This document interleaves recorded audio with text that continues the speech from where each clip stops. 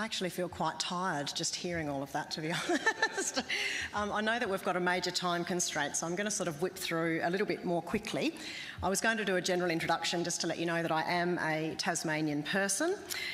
Eighth generation Tasmanian, so very shallow genetic pool in our family. I left the state when I was 18 for what was supposed to be a gap year and ended up spending 5 very fun years in London. I then returned with a husband in tow, did my degree at UTAS in political science, then opened the nightclub. Having been spat out at the end of that experience with a massive amount of debt and a divorce, I decided to board a plane and I went to France. And after a series of very random events, I ended up living in Colorado for 10 years. I was working in TV and film production. I was a unit production manager, or fixer, which is my favourite job title ever, I think. I worked on one very excellent reality TV show which got nominated for an Emmy, and then I worked on some really shit shows, including that one. During those years, I connected with an award-winning cinematographer who had also invented a proprietary product, and I ended up co-owning and running that business for him, which we sold in late 2018. I semi-officially started working in the hemp industry in February of 2019 as a roaming freelance writer for Hemp Today, but my decision to dedicate myself to the cannabis sector was made a few years earlier than that, on the back of what has been universally understood to be quite a bad year in 2013. In January of that year, my little shack and virtually all of my worldly possessions were lost in the Tassie bushfires. While I was one of the lucky ones in the sense that I didn't lose my own life or the life of a loved one or any pets, and I had another residence to live in on the other side of the planet, it turns out that 13 is definitely an unlucky number for me, because in September of the same year I lost my place in Boulder, Colorado in a very bad flood. Now, both of those natural disasters at the time were described as 500 to 1,000 year events. In both of those places since then, there's been an event of equal size, if not greater, every year since. It's almost as though the climate is rapidly changing. So rather than continuing to work my backside off, working on jobs that I was reasonably good at but not particularly passionate about, see the Kardashians, I decided to carefully pick my next career path instead of just stumbling into things as I'd done for the previous 20 years. I made a very conscious decision to dedicate myself professionally to something that I felt could make a difference to the climate crisis that we're all currently living through. And it turns out that for me, as with many of you, all roads led to hemp. The decision to base myself on the Apple Isle rather than Rocky Mountain High was made for me, unfortunately, in 2019, when the US Immigration Department, under the incredible leadership of this absolute turd of a human being, failed to renew my visa. After fighting the Immigration Department for about 6 very stressful months, I made the decision to sell my properties and my business in Denver and return home in December of the same year. While the enforced deportation was very emotionally and financially bruising, it turns out that the timing was quite fortuitous. And I've really been incredibly lucky to ride out the last 2 years in what's basically been an island sanctuary, while all of my loved ones on mainland Australia and in the UK and the US have suffered terribly through the pandemic. Sorry. I got a job and started working, that'll stop me from crying. I got a job and started working with the Tasmanian Hemp Association in January of 2020. And one of the very first tasks that I was handed was to refine a business case that was originally conceptualised by Clara and Tim Schmidt, wanting to prove that there was a viable market for converting the grain stubble or the hemp straw that's left over after the Tassie seed harvest and turning that into hurd for building. Apart from us being very keen to get some more money into the pockets of our grower members through the association, we're also obviously very motivated to keep some of these tonnes of carbon out of the atmosphere from the burn-off of stubble, which was previously what was happening. I also had a very strong personal motivation to make sure that there was a reliable and steady stream of herd in Tassie, because I am constructing 4 hempcrete cottages around the island, although I've been told to stop saying cottages and just call them houses, because apparently they're too big. I've got 2 down on Bruny Island, which is what you can see in the top left field there, which are very close to completion, and we'll be breaking ground on 2 more in St Helens later this year. Right, so back to the X-Hemp business case. In my role with the THA and on behalf of industry, I pitched to multiple potential investors through the first months of 2020. There was strong interest from several parties and we got to quite high-level meetings. Then COVID really took hold and these supposedly very deep-pocketed investors got cold feet and everybody dropped out. By that stage, I'd pitched so many times that I'd completely convinced myself. Turns out I really can sell to anyone, including myself. So I was convinced about the viability of the project and not wanting to lose another year of having Tasmanian straw burned, and I wanting to use it for my own builds. I took on the project personally, and I am now the Managing Director of X-Hemp. That decision was probably the only easy thing that's happened in the entire X-Hemp journey. As a self-employed person who has been a foreign earner for 10 years, I basically can't get a loan from any bank, so I decided to crowdfund. Along with significant in-kind support, and you don't need to read that slide, it's just all the names of my lovely supporters. I've had in-kind support from Ben Lomond Agriculture, John Hurd at Formosa, all of the THA grower members, Ananda, APH and ECS. I raised cash of around $400,000 from that network. Several of those investors are in the room today, and I do specifically want to mention Blair and Conrad from Midland Seeds. Midlands have been such a huge supporter of this project and of me personally, and I know that Blair and Conrad wonder daily what the hell I'm doing, but they still somehow manage to support me through it all, which is great.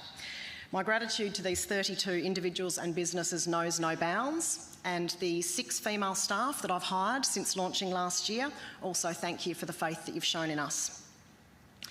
I used a chunk of the capital to purchase a processing unit from Ashford, which you've just heard all about from Connie.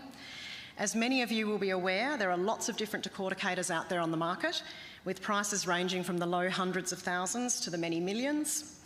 I made the decision to purchase from Ashford because I want to support Aussie manufacturers, because I trust and respect Connie and Leon as incredibly hardworking people, because I'd seen a prototype of the machine actually in action, and I'd been into many homes that were built using herd that came off that machine. There was nothing more technical to my decision-making process other than those critical elements and the all-important price point. There are lots of big promises made by a very small handful of people in our industry about what their systems and machines can do. I just want to encourage anyone who is considering buying a decorticator to actually talk to people like Clara, who on-sell the herd that is supposedly produced on these machines, to see if they are real claims. I also strongly suggest chatting to the hempcrete designers and builders who use the product. Clever folks like Kirsty Wolfe and James Isaacs, who are both here at this conference, Gary Rogers in WA, Will Brain in Victoria, Andreas McMahon and Galen Greenleaf, which is the best name in history, I will absolutely stake my case to that, here in Tassie.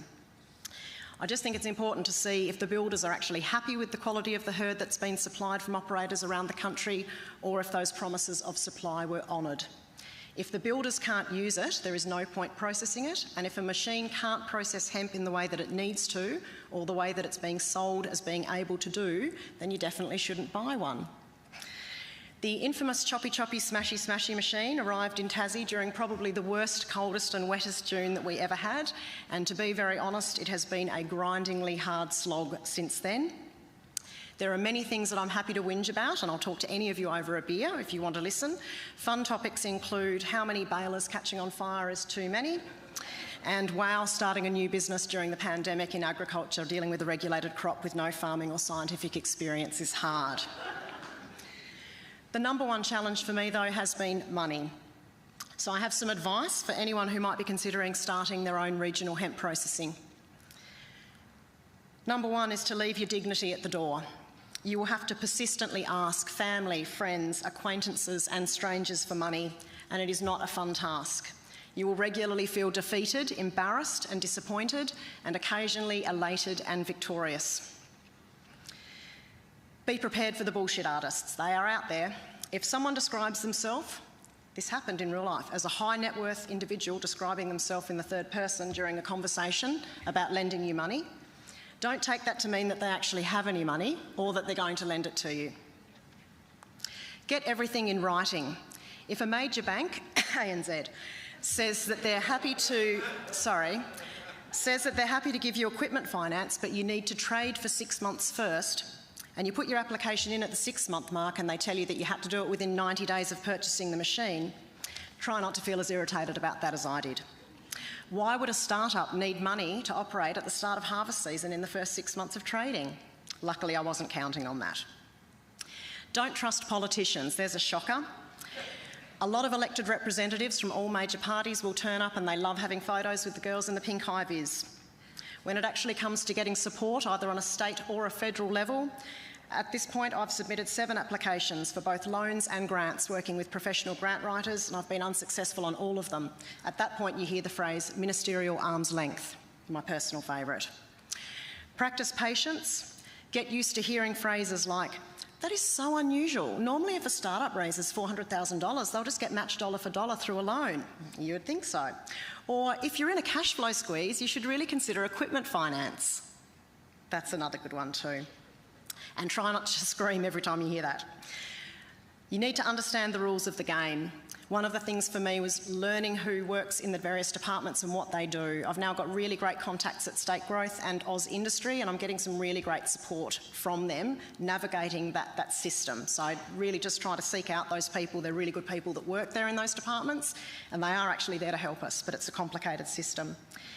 If, like me, you are a woman, just understand that while you are likely to be surrounded by lots of awesome blokes who are your allies and your friends, you are fighting very real structural obstacles that exist for female founders. We need to do better, and while these numbers might be uncomfortable to look at, they don't lie, unlike some high net worth individuals do. I'm actually out of time now, so I'll wrap up by saying this. Starting at X-Hemp, which to my knowledge is the only female-owned and operated hemp fibre processing plant in the Southern Hemisphere, is the single hardest and best thing that I've ever done. We're right in the middle of our second season's harvest, and so far, fingers crossed, nothing has broken or caught on fire, which is much better than last year. I have now got back orders for several years. We're building 9 houses out of Tasmanian grown and processed herd of hemp this summer alone. I've got about 30 to 40 orders coming down the pipe. I'll be planting fibre variety seed, and I'll be sourcing that from both Ananda, who have been fantastic supporters, and from Midlands this season, so that will complement the grain stubble. So I'll continue taking all available grain stubble, but also growing fibre to make sure I can meet my orders. We really need more businesses like this one to pop up around the country to meet this demand. If any of you are feeling brave enough to give it a crack, please come and talk to me over these next couple of days, and I'll give you the extended version of 101 ways to avoid killing yourself starting a business. Thank you.